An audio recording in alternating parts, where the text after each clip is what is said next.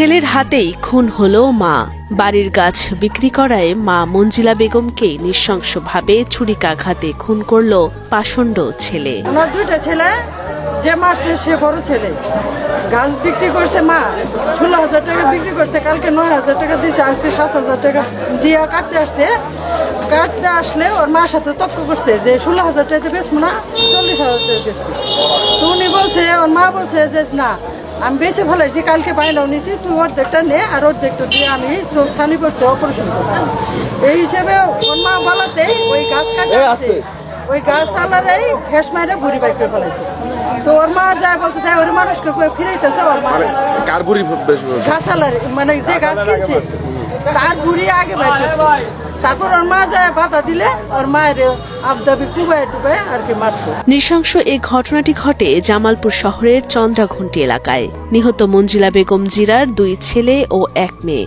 তার এমন মৃত্যুতে বাড়ি জুড়ে এখন শুধুই কান্নার আহাজারি।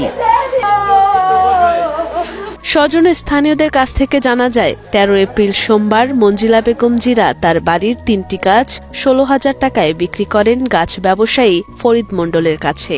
এরপর মঙ্গলবার ফরিদ মণ্ডল গাছ কাটতে আসলে মঞ্জিলার বড় ছেলে মঞ্জু বাধা দেয় এবং তাদের মধ্যে বাকবিতণ্ডা শুরু হয়।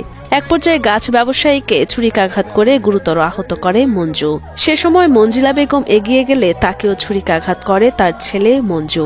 ঘটনাস্থলেই প্রাণ হারান মঞ্জিলা বেগম এবং গুরুতর আহত ফরিদ মণ্ডলকে জামালপুর জেনারেল হাসপাতালে ভর্তি করেন স্থানীয়রা। আমার শালা, আমার শাশুড়ি, আমার শালার বউ, ওনারা সবাই আমার বাসায় গেছে বেড়াইতে। খাওয়া দাওয়া করার পরে বলতেছে যে আমি বললাম আম্মা থাকেন, কয় না বাবা থাকবো না, 2টা গাছ আছে বেচতে চাইছি, কালকে সকালে গাইতে হবো, গাছ 2টা বেচবো। গাছ বেচবো ভালো কথা, অটো চলা, আমি অটো চলাই।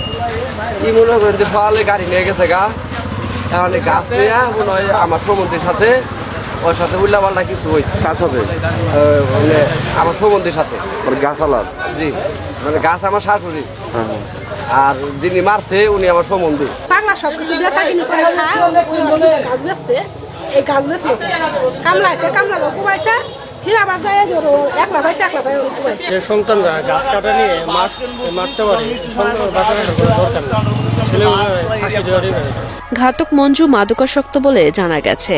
এই ঘটনায় ঘাতক ছেলে পলাতক রয়েছে বলে জানান জামালপুর সদর থানার ওসি তদন্ত আনিসুর আশিকিন। ঘাতককে আটক করতে অভিযান চলছে, অভিযোগ পেলে আইনগত ব্যবস্থা নেওয়া হবে বলে জানান এই কর্মকর্তা। সে পলাতক, তাকে ধরার জন্য আমরা টিম কাজ করতেছে। এখন পর্যন্ত